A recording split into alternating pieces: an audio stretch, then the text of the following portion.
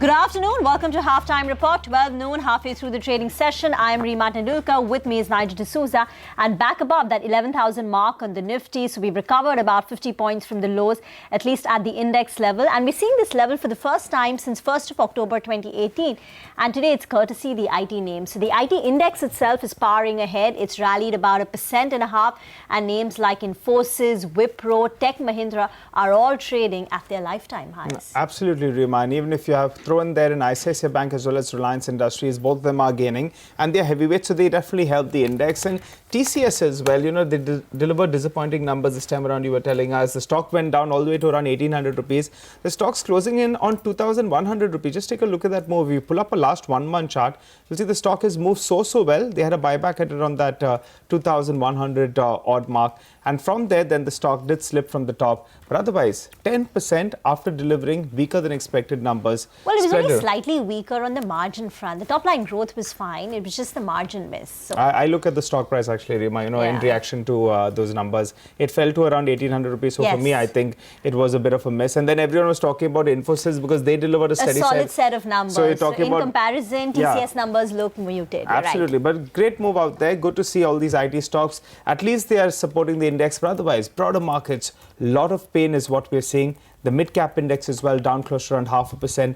And a lot of stocks in the broader markets which are heavily leveraged, they are down between 10, 15 as well as 20% odd. So the headline index, yes, it's holding strong.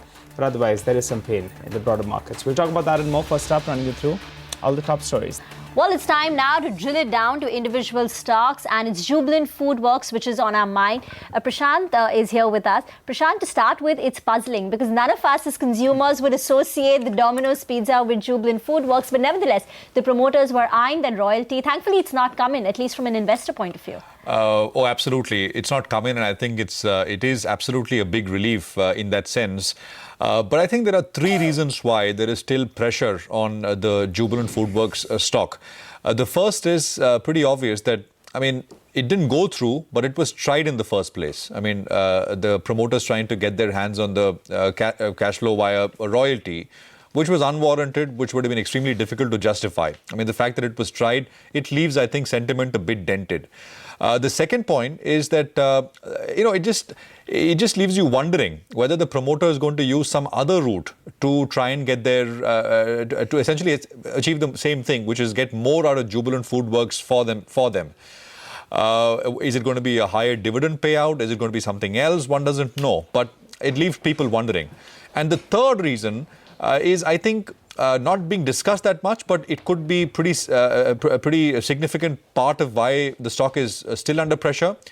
People are wondering whether the promoter group at Jubilant is extremely leveraged. What was the extent of promoter debt which forced their hand to do something like this? Because, I mean, to most people, this move seemed pretty illogical. I mean, why would you try and do something like this and cause the kind of market cap damage that we saw? And we don't have data. I mean, you know, a couple of these companies of the family are listed, but many are not. I mean, they're into oil and gas and other capital-intensive businesses as well. So we don't have hard numbers at this point in time to say, well, this is the extent of the promoter debt, and this is how much their backs are against the wall.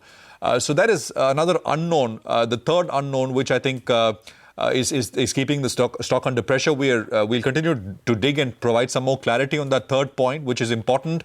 But one thing I just want to leave you with, unlike the recent instances like Z, etc., where a large percentage of the promoter holding was pledged, only 18% of the 45% that the promoters hold in Jubilant Food, for example, is pledged. Only 18%, 1/8. So if the requirement for cash is high, I mean, the pledging can go up to a full 100% of their holding. So that room is still there. So in that one sense, the issue here with regards to promoter debt, which we don't know the extent of, is not very similar to some of the other recent cases we've seen. Back to you. Okay, all right. Thanks so much for that, Prashant. Well, Rima, tell us about Tech Mahindra. That's the big gainer today. Numbers look good, upbeat guidance as well. Yes, so first a quick run through of the numbers. Big beat on the top line, 4.3% constant currency revenue growth. When you pull up the chart, you will see it's actually superior to what most of the companies have delivered. The beat was led by lower than expected furloughs, ramp up of recently won deals, a recovery in the HCI revenues, which is weak in the prior quarter. Margins too continue to expand, so now it's 16.1%, which means if I compare it to 2 years ago when the company went through a lot of trouble, the margins have gone up from 8.2% to now 16.1%. The internals are looking good. Both the telecom and the non-telecom business was strong. The deal wins at $440 million were positive. Brokerages are happy. CLSA ups the target price to 810. Kotak says that going ahead, it will be the 5G revenues as well as general normalization of revenues, which will act as catalyst. And plus, the stock is inexpensive, trading at 13.5 times F5 20 PE. I think even Credit Suisse has upped the target price on Tech Mahindra to 950. All right, on that note, let's hear out the management and what they had to say.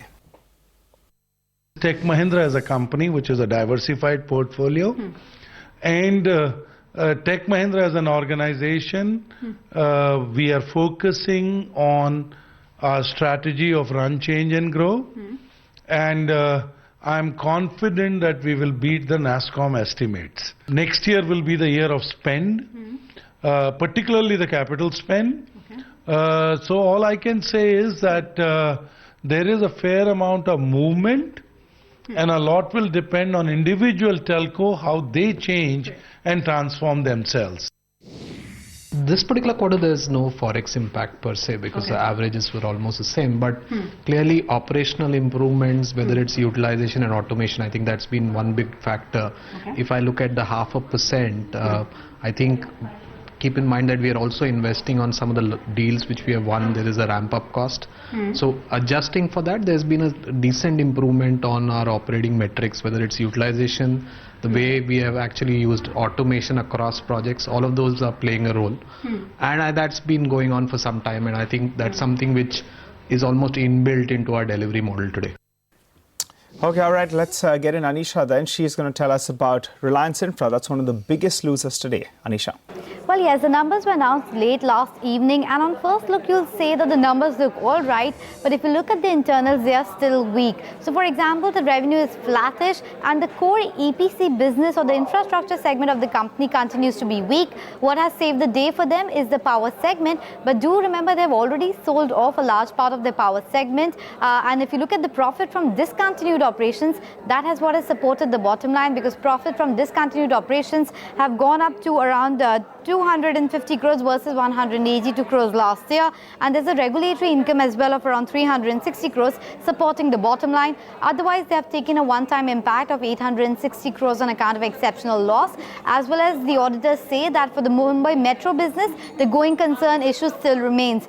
Other than that, if you talk about the entire Reliance group, as you pointed out, they have been under acute pressure, and the reason is the high debt as well as the high pledge. Now, the table should come up for you on the screen. For a company like Reliance Power, the pledge shareholding of the promoters as a percentage of total shareholding is as high as 63%. The debt is around 25,000 odd crores, and even if you look at Reliance Communication, the debt there is as high as 46,000 crores. So clearly across the group, we are seeing these intense selling pressure because of the high pledge as well as the high leverage. Back to you guys.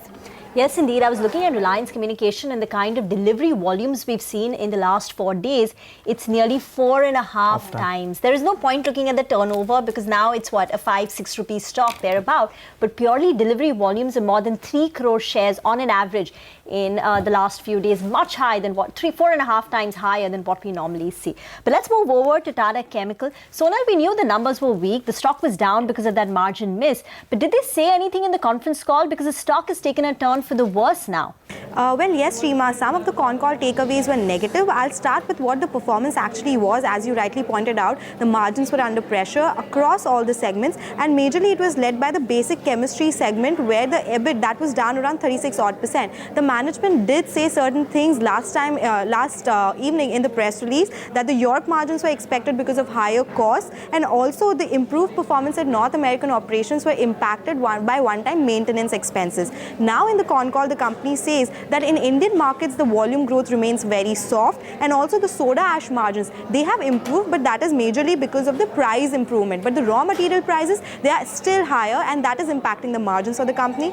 In the North American business, the performance was impacted due to power outage, and the company, however, continues to focus on operational stability, but the margins are still under pressure out there. In the European business, the performance was impacted due to lower salt volumes, and also the costs have increased substantially out there, and that is what impacted the performance. The market share of salt business is 25%. That is the largest in salt industry, but they say that margins will be impacted going forward as well because of higher coke prices, that is the raw material prices. And they also made an interesting point that whenever their consumer business that picks up, they will think about reorganizing or restructuring that particular business. The board will meet and think of ways of either demerging or restructuring the business in some way. Back to you.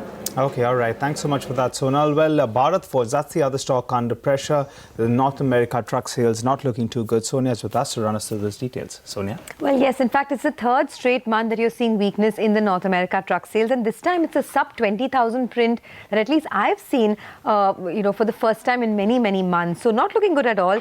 68% year-on-year fall is what we've seen, 26% month-on-month fall. And it is a big negative both for Bharat Forge as well as for Ramakrishna Forgings, because for Bharat Forge particularly 15% of their business comes from North America. For Ramakrishna Forgings, 20% of their business comes from North America. And if you look at that trend, it's been a huge fall from the 40 to 50,000 average, North America truck orders that we've seen over the past many months to the 15,000 in Jan, 21,000 in December and 27,000 in November. So from the month of November, we've seen a steady fall in these sales. A lot of brokerages like CLSA had already downgraded Bharat Forge last month when the numbers were weak, and the stock has been under a lot of pressure. In fact, it's fallen from those highs of 800 rupees. Thank you very much for that. It's over to Anisha now once again. Anisha, what did the management of Blue Star say in the conference call? Well, Rima, the questions was around two major issues. One, the margin disappointment, and second, the demand outlook for the AC business. Let me start with the margin bit first. Now, they say for FY19, the cooling products margin will be in the range of 8 and 8.5%, and that is after factoring the negative impact of around 150 basis points on account of the purifier business. Now, remember in Q3, the margin of the cooling product segment was just 2.3%. The 9-month run rate has been rather slow, and there were questions of how the company will achieve this 8.5% guidance that they're talking about. Now, the management said that the heavy discounting that was seen in the earlier two quarters will be taken back, and they're quite confident of a normalized margin in quarter 4. So this is the most important statement coming out of the con call. As far as the demand is concerned, well, they did allude to the fact that the festive sales have been tepid than what they expected initially. There was a pressure on the pricing as well because of the high competitive intensity as well as the fact that the inventory levels were high. They, however, say that they have been able to increase the market share by 50 basis points. They say that a large part of the excess inventory have been liquidated, and hence for the entire year, Blue Star themselves is expecting a growth of around 8 to 10% when it comes to the room AC business in FY19. So that should give some solace to the investors. Back to you. Okay, all right. Let's wind this down then. Sonal's back with us to run us through all the stocks that are on the news. Sonal. Well, I'll start with SRF. That stock is up around 9%. It reported results day before yesterday, but it held a con call, and there was a lot of positive commentary that came in from the management. Well, they expect of posting revenue growth of around 40 to 50% in specialty chemicals business in FY19. Also, they said that the company continues to maintain its domestic market leadership in coated fabrics business. So that is some positive commentary. Dish TV, other stock in focus, has been quite volatile in trade today, is off lows as of now, but the numbers, they were below estimates. The revenue was down around 5%, but the con call guidance was positive. The management maintains its margin guidance at 35% plus. They also expect to turn debt free in next 2 years. Moving on to DLF, where the bookings, they were dismal on a quarter-on-quarter basis, declined by 10% sequentially, and also the net debt, that was higher by around 100 odd crores at 7,200 crore rupees because of higher capex. However, the company maintains its guidance. In fact, it says that they will be able to exceed their booking guidance of around around 2,250 crore rupees. HPCL, where the core refining performance was better than expected, the core GRMs came in at $10 per barrel. The inventory loss came in at $6.3 per barrel, which led to reported margins coming at $3.7 per barrel. While Citi says that the investor interest could stay muted till elections, CLSA has increased the EPS by 18 to 96%, have also increased the target price. However, they maintain their sell rating on the stock. Let's also hear out what the management told CNBC TV 18 about the GRM outlook. So normally if the crude prices are falling, the Singapore GRMs will look better than us because the Singapore GRMs based on same day crude, same day product. But if the crude prices are rising, then our GRMs will look better than Singapore GRMs. Okay. So Singapore GRMs has been showing benign in this range $5 to $6. So assuming that there are no much fluctuation in the crude oil price right now, we should also be able to maintain 5 plus. Quick recap then of the top buzzing stocks. We've got Jubilant FoodWorks, Tech Mahindra, Reliance Infra, Tata Chemicals, Bharat Forge, Blue Star, SRF, Dish TV, DLF, and finally HPCL. Get into a break. On the other side, we'll continue our focus on stocks. Lupin, Cipla, JSW Steel to report Q3 numbers later today. The key expectations on the other side.